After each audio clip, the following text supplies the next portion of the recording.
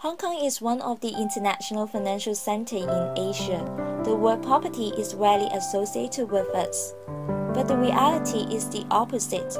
Have you ever seen the elderly collecting newspapers and cans in the streets or in front of the grocery stores? According to research done by the Hong Kong Council of Social Service, the elderly poverty was more serious than children and employed poverty. People have less than 3,000 a month is considered to live in poverty. The elderly poverty rate has been more than 33% of older people who are living below the poverty line. As a result, we can see more and more old people have been forced to collect recycling materials. Another research shows that more than 30% of people who live in the cage homes was the elderly. It is true that the elderly poverty has become a serious problem in Hong Kong.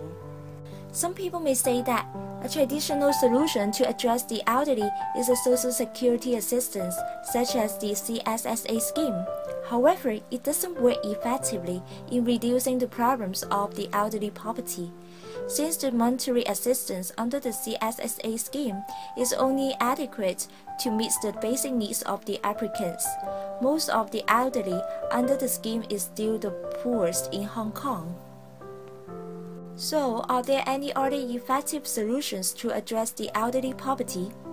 Indeed, the most effective method to alleviate the elderly poverty is to introduce a universal pension scheme in Hong Kong. The idea of the universal pension scheme is to provide a safety net, ensuring the basic living standards for old people in retirement. When the elderly retire, they will receive a monthly payment in the scheme, instead of relying on the small amount of social assistance from the government. The elderly can earn their own by getting a monthly income. In addition, people may consider that the Mandatory Provident Fund, which is called MPF, can provide the basic protection for the retirees based on the 5% of contributions between employers and employees. In fact, it cannot provide adequate financial protection for older workers and low-income earners because of the low contribution rates. More seriously, there are only 3 million of people have joined the MPF scheme. It has been criticized for being unable to provide the sufficient retirement protection for the elderly. 強積金你參加咗未啊？強積金是你的權益。 In the contrary, the proposed universal pension scheme can replace the MPF drawbacks. Firstly, it is suggested that 3% of the contribution rates will add to the universal pension scheme, and the other 2% will go to the MPF. This can generate more money for employees in retirement. Another benefit is that the scheme will be managed by the Hong Kong Monetary Authority, which can reduce the administrative costs by the fund managers.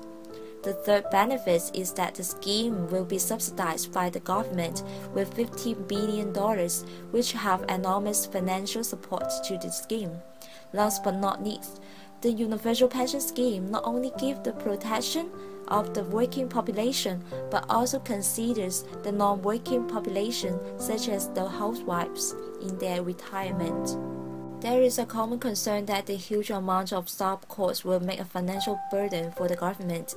Since Hong Kong's public coffers bring with money in recent years, it would be better for the government to benefit society by spending more of its reserves on the aging population planning.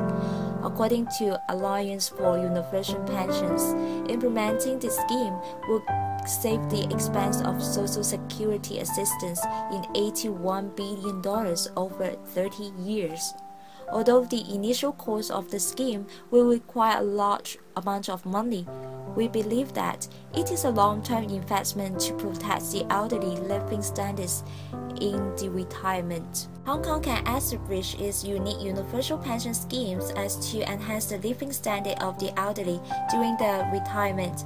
By considering the implementation process, firstly, the government can have a flow-through discussion with the public, such as the categories of the beneficiaries and employers. Second, there are many countries conduct the pension schemes to protect the retirement life of the elderly, such as Canada, Japan, and Germany, which may give the favorable experiences for Hong Kong. Lastly, the government prepared the research results about the application of the pension scheme in Hong Kong and give the implementation guidelines for the pension scheme.